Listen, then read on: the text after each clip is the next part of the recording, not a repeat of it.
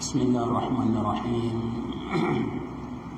Alhamdulillah bini'matihi tatimmu as-salihat wa bifadlihi tatanazzalu al-barakat wal khairat wa bitawfiqihi tatahaqqaqu al-maqasid wal ghayat alladhi hadana li hadha wa ma kunna linahtadiya lawla an hadana Allah wa azka salawatillah وتسليماته على معلم الناس الخير وهادي بشرية إلى الرشد وقائد الخلق إلى الحق ومخرج الناس من الظلمات إلى النور بإذن ربهم إلى صراط العزيز الحميد المقتدر حبيبنا وشفيعنا ومولانا وأسوتنا وقدوتنا ومعلمنا محمد صلى الله عليه وسلم وعلى آله وأصحابه الذين آمنوا به وعزروه ونصروه واتبعوا النور الذي أنزل معه أولئك هم المفلحون ورضي الله عمن دعا بدعوته واهتدى بسنته وجاهد في الله حق جهاده إلى يوم الدين. أما بعد، السلام عليكم ورحمة الله تعالى وبركاته. Yang saya hormati, kita punya pengurus kita ada, timbalan pengurus pun ada, ahli hijau dan kuasa masjid, para muslimin, muslimat yang dapat hadir bersama-sama kita pada petang maghrib ini untuk kita meneruskan pengajian kita di dalam kitab Fiqh Muamalat Maliyah Al-Muyassir, yang mana kita masih lagi berada di dalam bab Turuq Al-Kasab, yaitu jalan-jalan untuk kita mendapatkan rezeki. Sudah kita bincangkan di pengajian kita yang lalu berkaitan dengan Az-Zira'ah, ini jalan yang terakhir di dalam pengajian kita yang lalu. Az-Zira'ah kita bincangkan, yaitu pertanian. Yang mana di dalam pertanian ini kita katakan kalau dah makanan-makanan ataupun ini kita punya tanaman-tanaman ini, buah-buahan ke, sayur-sayuran ke, dimakan oleh burung ataupun muslim, maka itu merupakan satu jalan untuk kita mendapatkan sedekah. Ini satu jalan untuk kita mendapatkan sedekah. Jadi jangan kita berkira sangat, dan kalau kadar 1-2 buah mangga kita diambil orang, tak apalah, itu kira sedekah, jalan sedekah. Jalan yang keempat yang kita bincangkan di sini untuk kita mendapatkan rezeki ialah amal al-yad, kerja tangan. Wa qila huwa afdalul kasb lima ruwiya al-Bukhari an al-Miqdam radhiyallahu anhu an Rasulullah sallallahu alaihi wasallam qala ma akala ahadun ta'aman qattu khairan min an ya'kula min amali yadihi. Inna nabiyallahi Dawud alaihi salam kana ya'kulu min amali yadihi. Yang mana di sini diterangkan bahawa antara pekerjaan yang terbaik ialah kita kerja tangan.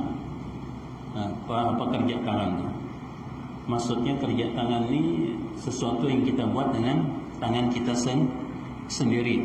Di sini diceritakan di dalam hadis yang diriwayatkan oleh Imam Bukhari, dia kata bagaimana Nabi Daud itu bekerja dengan tangannya sendiri.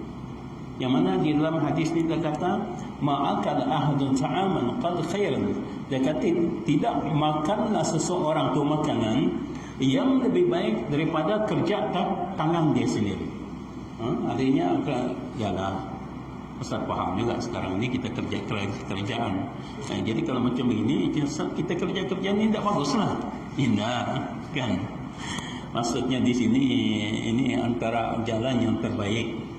Kita katakan jalan yang terbaik untuk kita mendapatkan rezeki, iaitu kita kerja dengan pembuatan tangan kita sendiri. Di sini dia bagi contoh Nabi Daud. Nabi Daud ini merupakan seorang nabi yang dia diberikan kelebihan oleh Allah SWT, mampu melembutkan besi, dan besi, dengan besi itu dia boleh buat baju.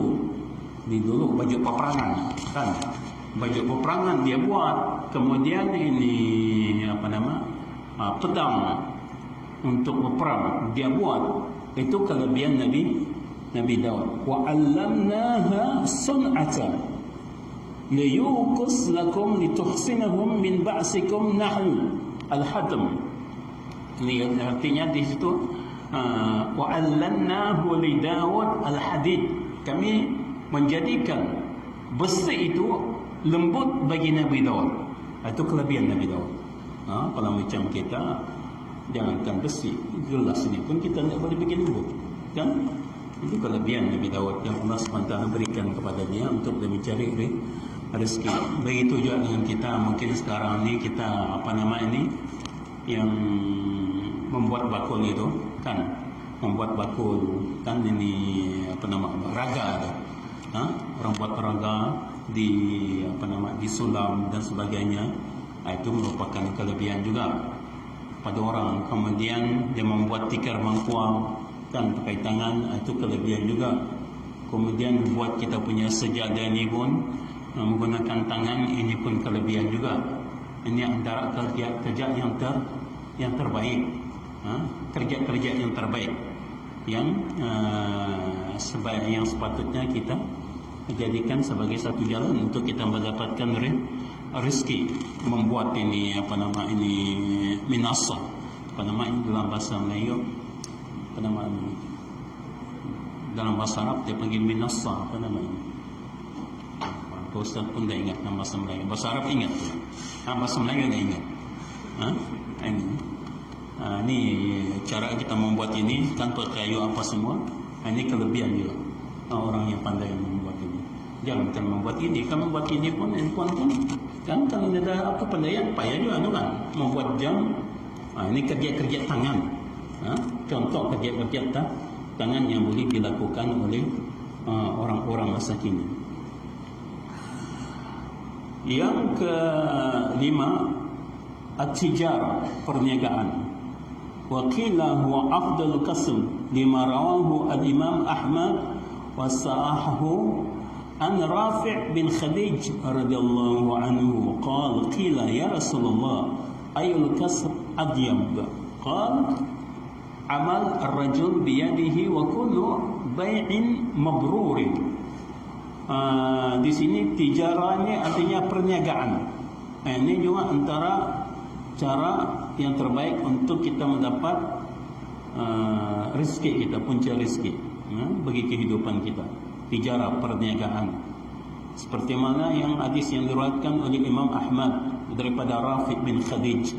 Ditanya Rasulullah SAW, wahai Rasulullah, apakah pekerjaan perolehan yang terbaik ataupun yang baik?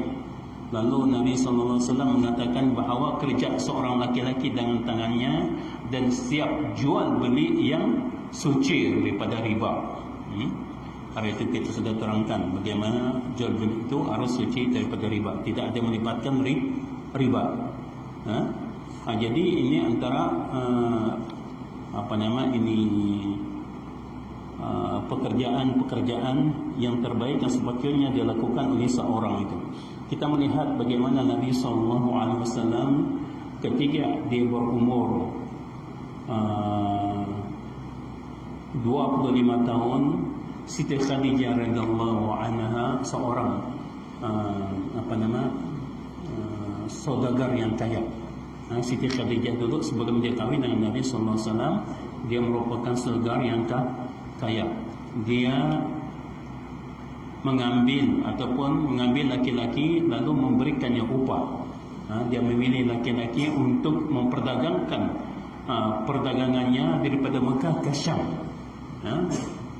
Jadi antara orang yang dipilih oleh Nabi SAW, antara orang yang dipilih oleh Khadijah radhiyallahu anha untuk memperdagangkan barang-barangnya pada waktu itu adalah Nabi SAW. Apabila dia dengar daripada orang-orang Quraisy, Nabi ini seorang yang jujur, seorang yang amanah.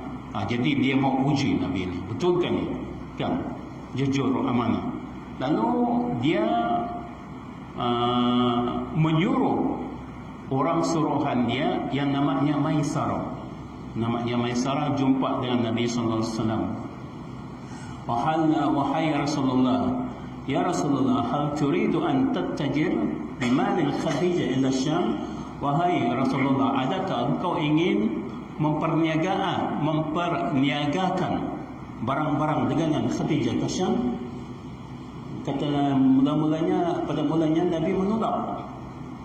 Tapi setelah dipujuk Nabi, okey, kata Nabi, tak ada masalah.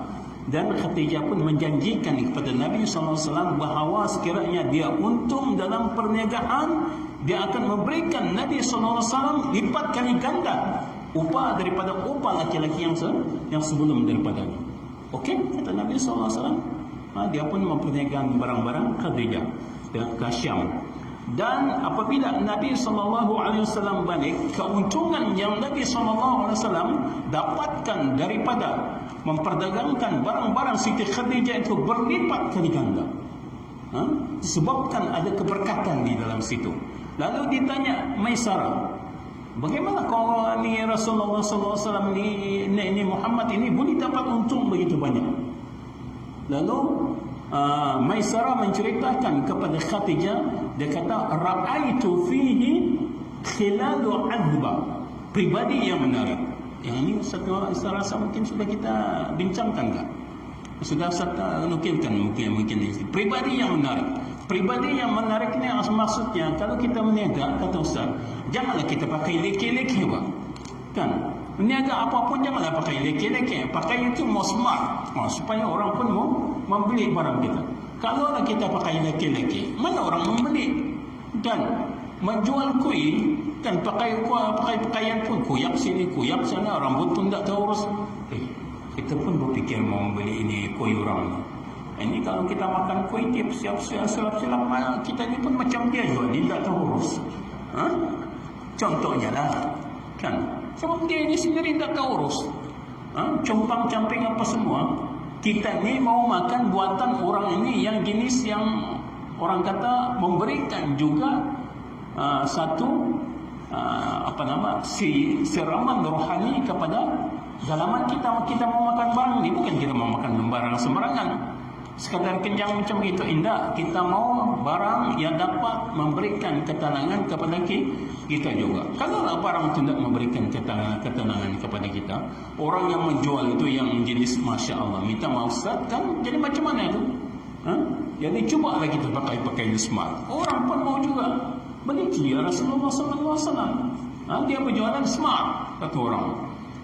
Jadi orang pun tertarik dia punya jualan. Indahlah smart masa tu sampai pakai kot tu indah kan. Tapi smart itu kata orang kita kemas lah. Nabi SAW mungkin pakai jubah dan pakai baju ini macam ni kita punya saudara. Masya Allah. Kalau dia berniaga ni saya rasa untung dia kan, sebab smart pakaiannya. Ra'aitu fi khilal al-adba wa syama'il karimah, pribadi yang mulia, dia kata. Artinya Rasulullah SAW ni, di samping dia punya pribadi yang menarik, dia punya pribadi juga mulia. Artinya kalau orang membeli itu tidaklah kasar. Kan kita tanya berapa harga, RM2. Payah juga tu kan. Macam kita juga barusan di kaunter kan, kita cakap dengan bagus bagi suami tanya sama semua, kau mau apa ini? Di kaunter tu kan, bingung kita orang ini. Kita bagus-bagus dia pula main kasar kan. Itulah kita namakan panggil interrogating kan, supaya ada cara kita bermuamalah dengan orang. Begitu ya kita menjaga. Kalau kita main kasar sama orang kan, berapa ini? RM2. Kita mana kita mau beli, tak payah lah, peduli lah kau semua kan. Coba ingat, ini berapa? RM2. Yang ni RM3. Kalau kita mesra sama orang kan, ini tak pandai mesra sama orang, muka pun asik masyam aja. Macam mana kita orang membelikan macam begitu? Jadi ini orang kata pribadi yang mulia ini artinya kita layan orang dengan bagus. Orang tanya okey, barulah orang pun, oh ni bagus orang ni apa semua. Ustaz sendiri begitu. Ustaz tengok orang. Kalau orang tu jenisnya enggak Ustaz membeli. Ya.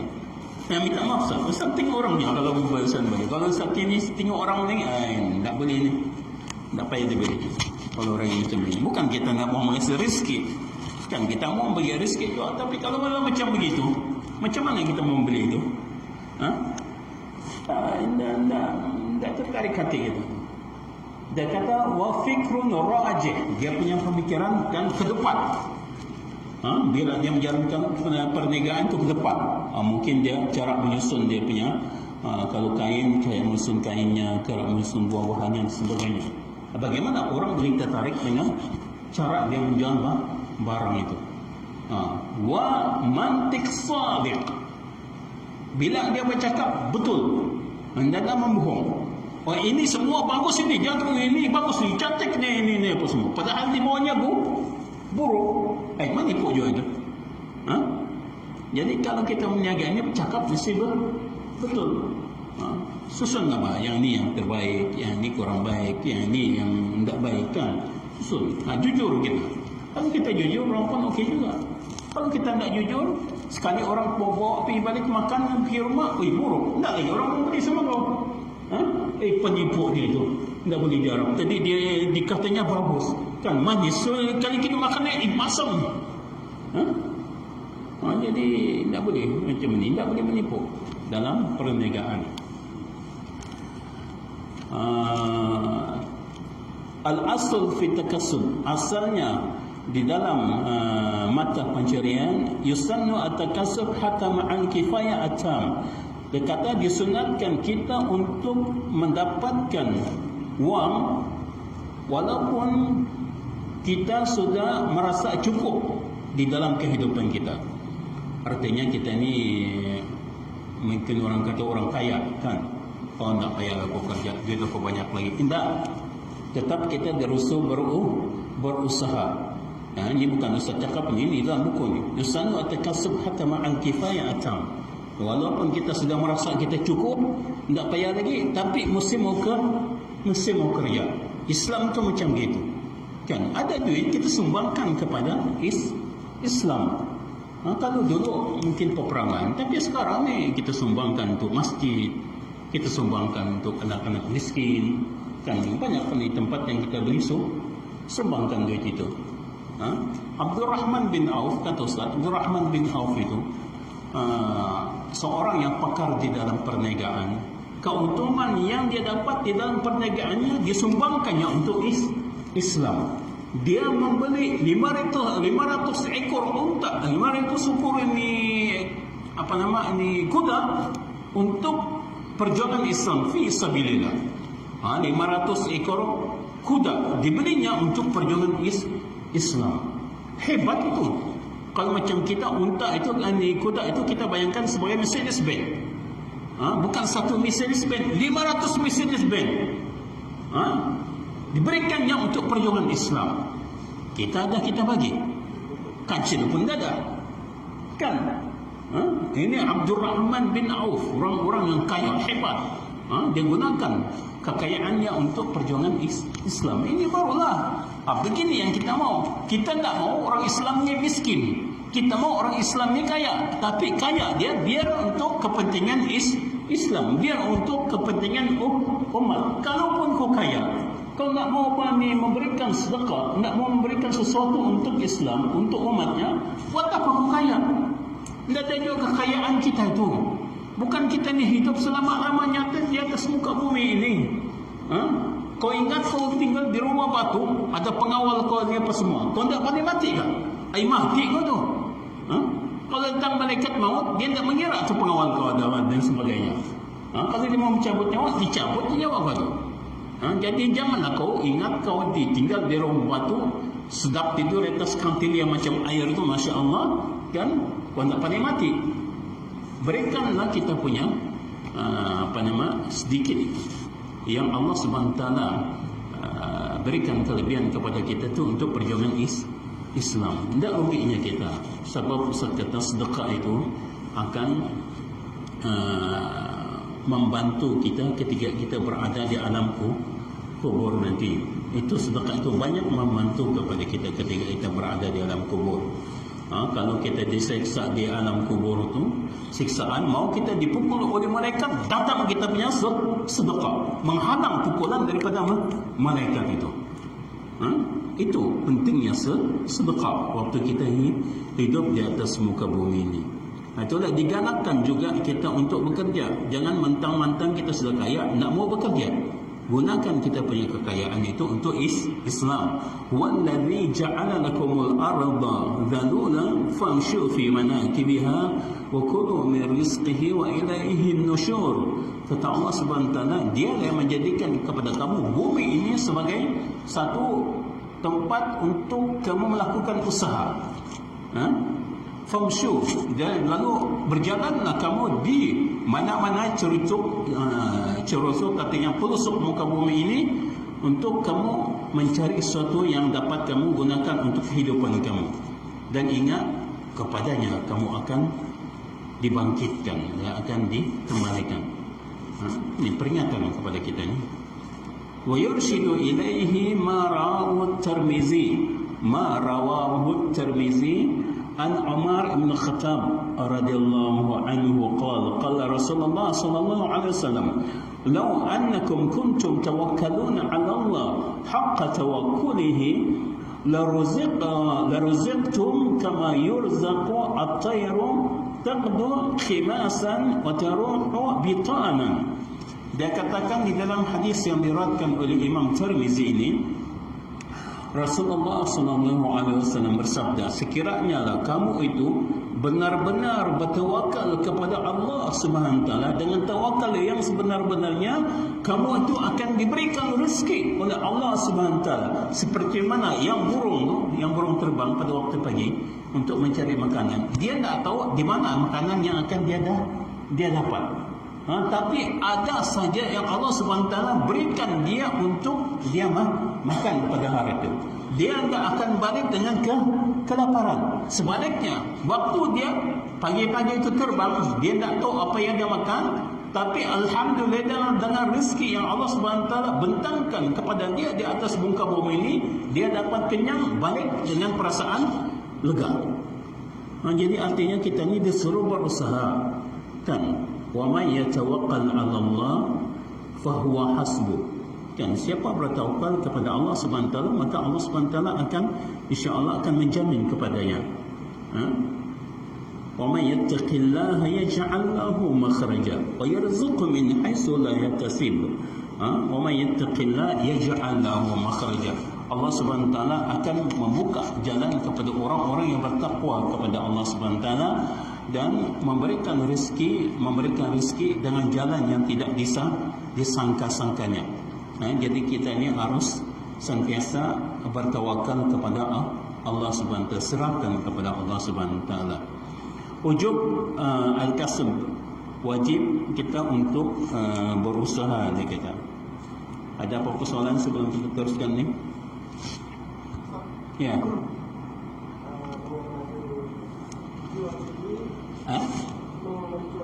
Okey. Okey.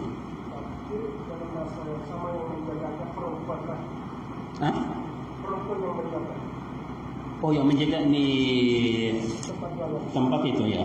Jadi dari segi itu kita ada contoh pendapatan mulia para pendapatan mulia para. Okey. Sedangkan pada waktu itu ada jemaat. Ya. Jadi dari segi hukum ya.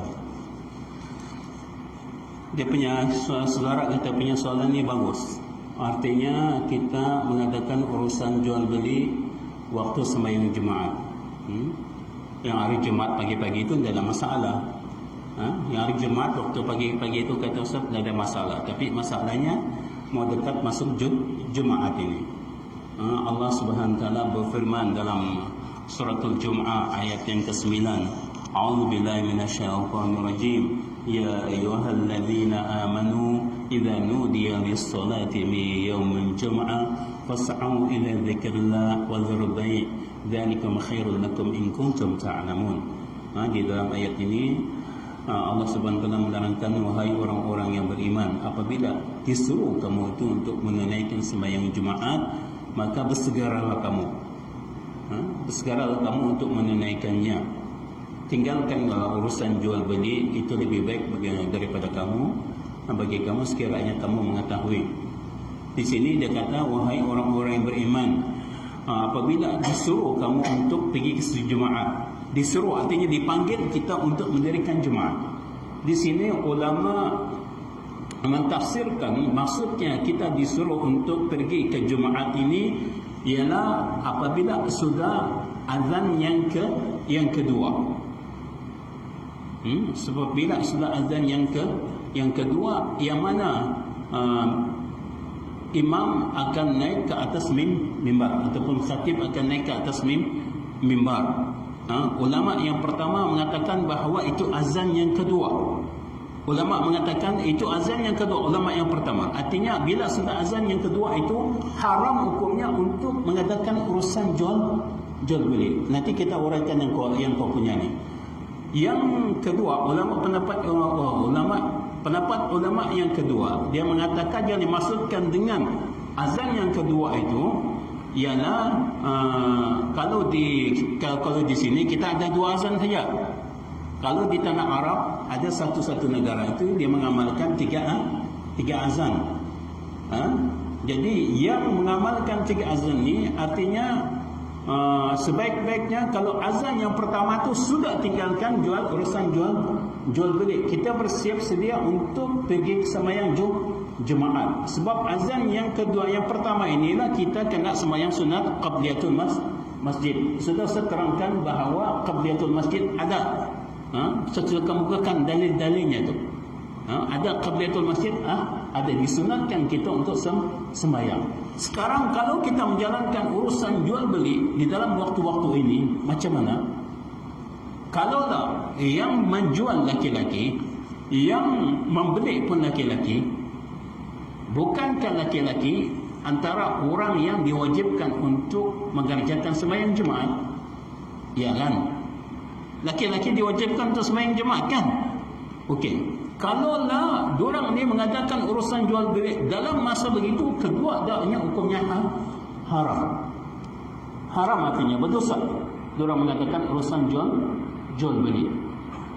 Sekarang katakan yang penjual ini laki-laki, tapi yang membeli ini musafir.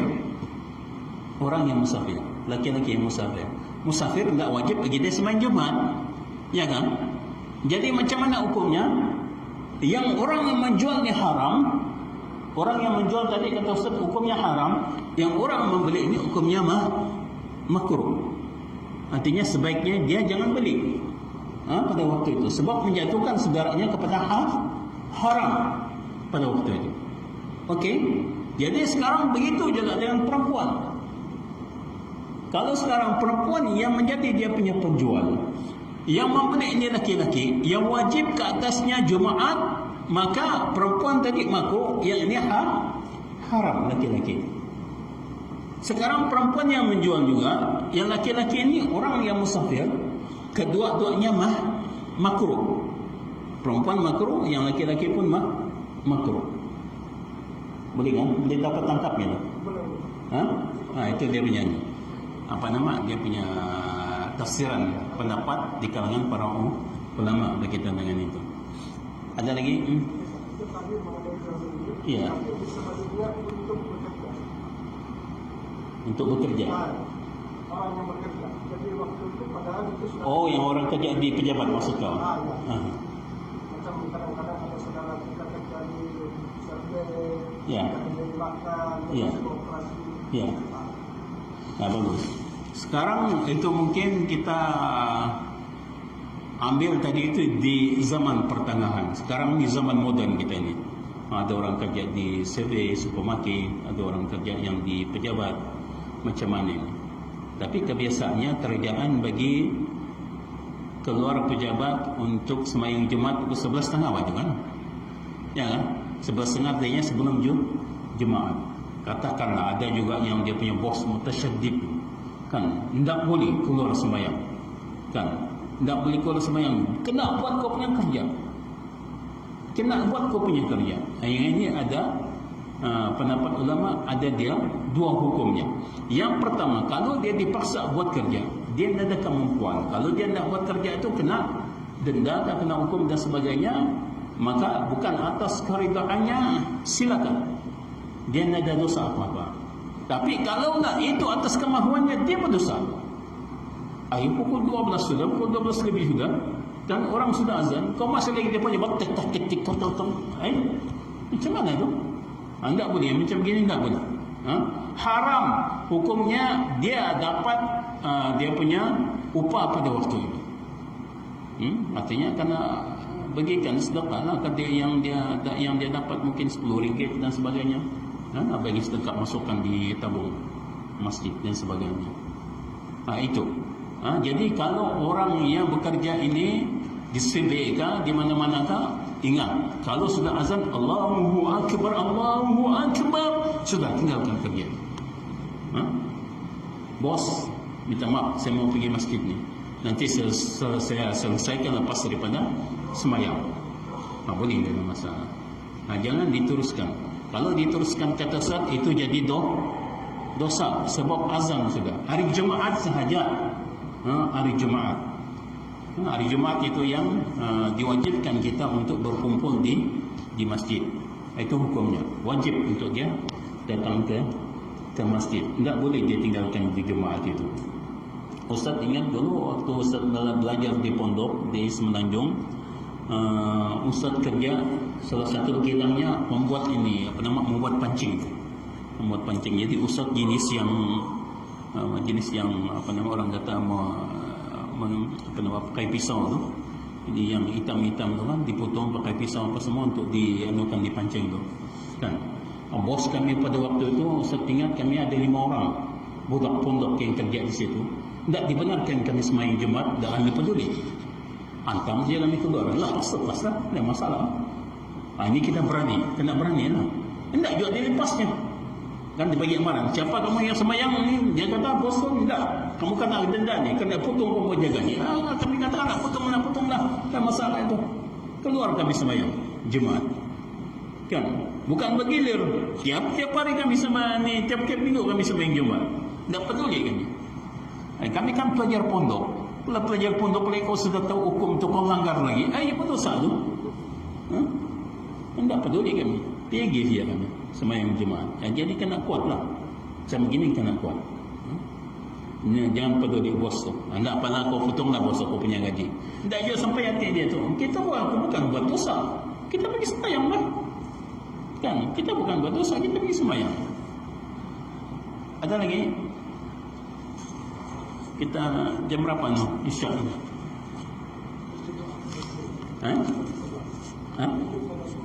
Oh, 3:11. Anda sempat sudah kita. Ada apa-apa soalan? Ya, silakan. Ya.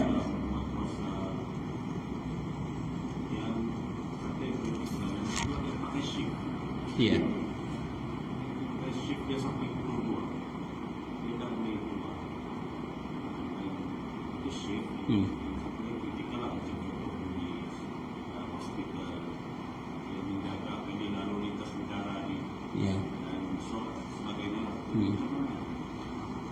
Daripada pertanyaan saudara kita ini, kita ambil beberapa contoh.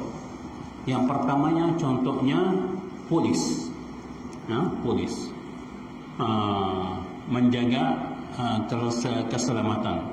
Kalaulah di tempat itu contohnya, kalaulah di tempat itu kata Ustaz contohnya selalu mencuri, ada kecurian dan sebagainya. Kalau tidak polis menjaga, mesti ada kecurian. Ini dia punya tanggungjawab. Okey, dia laksanakan. Sebab darurat. Kalau dia nak menjaga, orang mencuri. Yang kedua, kita katakan doktor.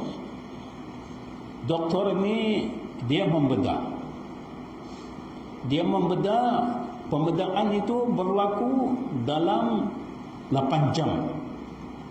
Jadi kalau pembedahan itu pukul 10 contohnya, pukul 10 habis-habis pun pukul 6 tu. Pukul 6 artinya dia sudah terlepas Zuhur ni. Ni tapi kalau masa kita pukul 6 sekarang ni memang tak sempat ini asar kan. Jadi dia tapi kalau lewat sikit maghrib okey. Tapi kalau dia tak sempat ini okey, itu dibenarkan. Dia sembahyang qada sahaja, yang dia sembahyang yang dia tertinggal zuhur, dia tertinggal qada, asar qada, sebab tu darurat. Kalau dia berhenti, mati orang tu. Iya kan? Itu tak boleh. Dia kena teruskan juga pembedahan. Kalau dijamin lah, kalau dia berhenti orang tu mati, tak boleh. Kena teruskan pembedahan. Ini polis, ini doktor, sekarang ini bomba lagi. Bomba kita ambil apa lagi? Kita ambil contoh bomba kan, dipanggil bomba, ada kebakaran sana kan, dipanggil bomba. Dekat sudah pukul 12 ini orang mau sembahyang, tapi ada kebakaran. Kalau bomba tak pergi lagi tolong kebakaran tu, kita kena pergi tu bomba itu. Tak ada excuse, dia kena pergi tu bomba kan. Lain lah kalau sekadar kebakaran kecil lah, tak payah tinggalkan lah itu kan, itu tak apa. Tapi kalau kebakaran yang besar-besar, dia tak pergi menyebabkan kebakaran lagi, itu tak boleh.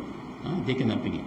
Jadi dalam keadaan yang darurat, orang yang kerja dalam keadaan darurat boleh di-excusekan. Macam juga kita ni disesat di hutan kan, ni bangkai tak boleh kita makan, ya kan. Kalau kita sesat di hutan, bangkai tak boleh kita makan, haram hukumnya. Hurimat alaikum al-maitatu wad-dahmu wa lahmul khinzir wa ma uhilla li ghairillah kan, di dalam ayat tu.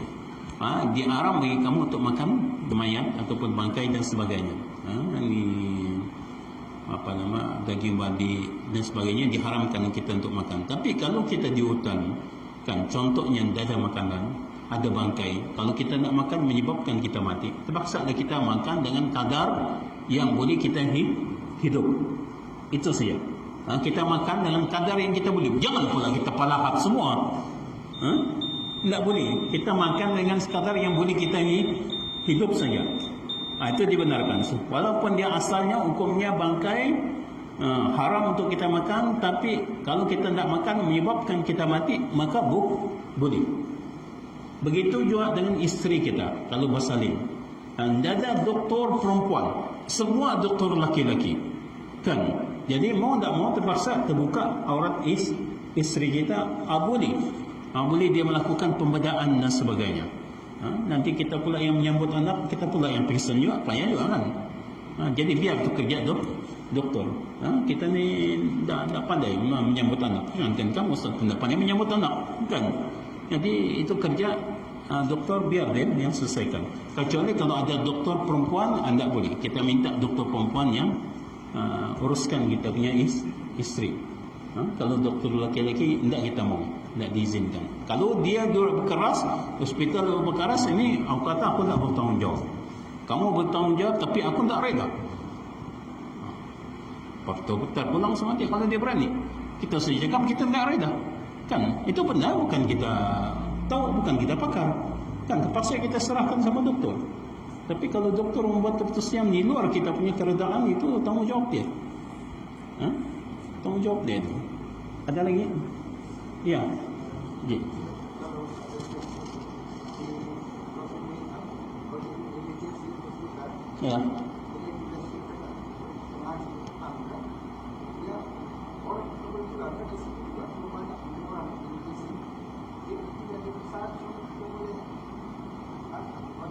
Oh ya, Ajik ni kata kalau dalam contohnya dalam emergency di hospital kan, terlalu banyak ni sangat patient dan sebagainya, dan kita ni sukar untuk ni melakukan solat. Memang sukar untuk kita melakukan sebab memang tugas itu memang sukar kita mau elakkan.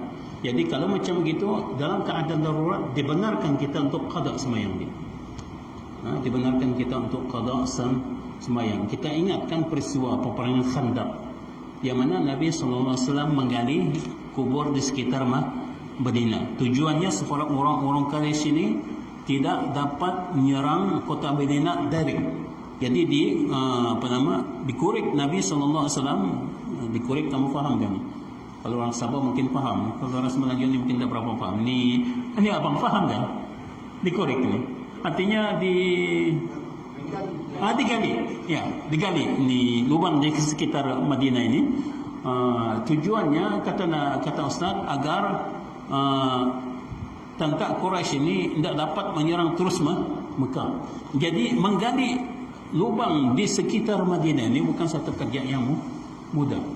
Bukan satu kerja yang mudah menggali. Itu terutama lagi zaman dulu. Zaman dulu ada yang yang style begini saja kan.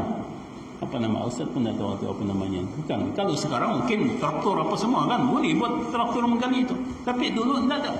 Jadi menyebabkan para sahabat yang bekerja menggali lubang di sekitar Madinah itu daripada pagi tertinggal sembahyang zuhur, tertinggal sembahyang asar, tertinggal sembahyang maghrib sampai isya baru habis. 3 fardu yang tertinggal. Baru diberitahu kepada Nabi SAW, ya Rasulullah, tarakna salas as-salawat. Kita tinggal ini tiga salat yang wajib. Lalu Nabi SAW menyuruh Bilal untuk azan, kemudian qamat, semayang, qada semayang zuhur. Qamat lagi Bilal, semayang lagi asar. Qamat lagi Bilal, semayang lagi maghrib. Jadi Nabi SAW mengqadakan sembahyang 3 ini dalam waktu isya. Boleh tak boleh? Darurat. Terpaksa. Kalau Nabi SAW artinya telah menunjukkan kepada kita bahawa kalau satu perkara darurat dibolehkan, maka kita pun ambil ini sebagai dalil membolehkan. Kalau darurat sangat. Sebab kalau orang tak menggali nanti diserang oleh itu. Jadi macam gini je. Kalau kita banyak tampung pasien di hospital, kita tak peduli apa semua, orang mati, kita tanggungjawab tu. Kita tanggungjawab. Nyawa orang tu. Kita bertanggungjawab. Jadi dalam keadaan dibenarkan bang, tidak ada masalah. Dibenarkan kita untuk meninggalkan sembahyang, tapi kena qada. Jangan ditinggalkan begitu setiap jadi qada. Kena qada, wajib diqada. Sembahyang yang kita tinggalkan disebabkan kita punya urusan kerja yang terlampau banyak. Contohlah macam ni baru-baru ni COVID kan, nurse itu kerja saya dengar melebihi masa yang sepatutnya. Itu boleh. Kalau dah diorang tak dibenarkan ini tak dibenarkan qada, macam mana dia mau buka yang diorang punya tu susah tu. Mau memasang balik pun susah. Macam mana ni? Jadi terpaksa lah macam mana. Kecuali kalau dia ambil wuduk siap, dia tahan kan dalam keadaan macam itu, boleh lah. Kita pun kadang-kadang 2-3 jam ketandas. Apalagi yang orang macam gitu, ya susah. Jadi saya rasa mungkin setakat itu saja. Yang baik datang daripada Allah Subhanahu Wa Taala dan yang buruk datang daripada diri Ustaz sebagai manusia biasa. Wabillahi taufiq wal hidayah. Assalamualaikum warahmatullahi wabarakatuh.